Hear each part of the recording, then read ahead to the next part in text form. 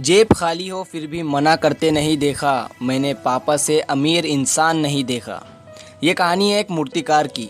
एक गांव में एक मूर्तिकार रहा करता था जो कि बहुत ही खूबसूरत मूर्तियां बनाया करता था और वो उन मूर्तियों से अच्छे खासे पैसे भी कमा लिया करता था। एक दिन उसकी खुशी दुगनी हो गई जब उसके घर में बेटा हुआ। उसका बेटा भी बचपन से ही मूर्तियां बनाने में लग गया था। उसका बेटा जैसे ही बड़ा हुआ तो वो भी बहुत ही खूबसूरत और अच्छी मूर्तियां बनाने लगा। बाप अपने बेटे की इस कामयाबी से बहुत खुश हुआ करता था, लेकिन हर बार वो अपने बेटे की मूर्तियों में कुछ ना कुछ कमी निकाल ही लिया करता था। वो कहता था कि ये मूर्ति बहुत अच्छी बनी है, लेकिन अगली बार इस गलती को सुधार लेना। बेटा भी अपनी बाप की सलाह को मानकर बात मान लेता था और जब दूसरी मूर्ति बनाता था तो अपने पूरे दिल से बनाया करता था। और इस तरह वो अपनी मूर्तियों में सुधार करते करते इतना आगे बढ़ जाता है कि उसकी मूर्तियाँ बहुत ही ज़्यादा कीमत में बिकनी शुरू हो जाती है और उसके बाप की मूर्तियाँ वही पुरानी कीमत में ही बिकती है। लेकिन अब भी उसका बाप उसकी मूर्तियों में कुछ ना कुछ कमी निकाल ही लिया करता था।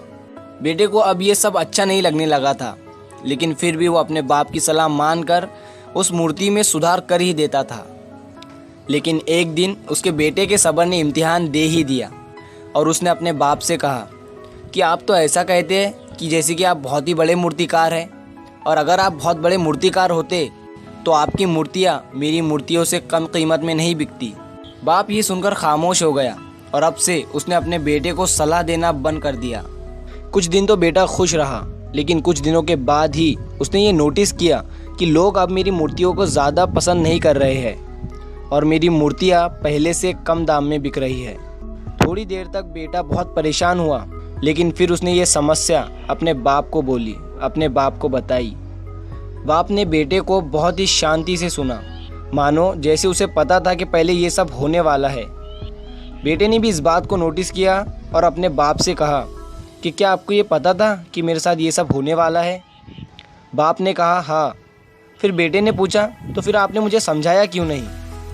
बाप ने कहा कि तुम समझना नहीं चाहते थे और मैं भी पहले इस हालात से टकरा चुका हूँ। तो बेटे ने कहा कि अब मुझे क्या करना चाहिए?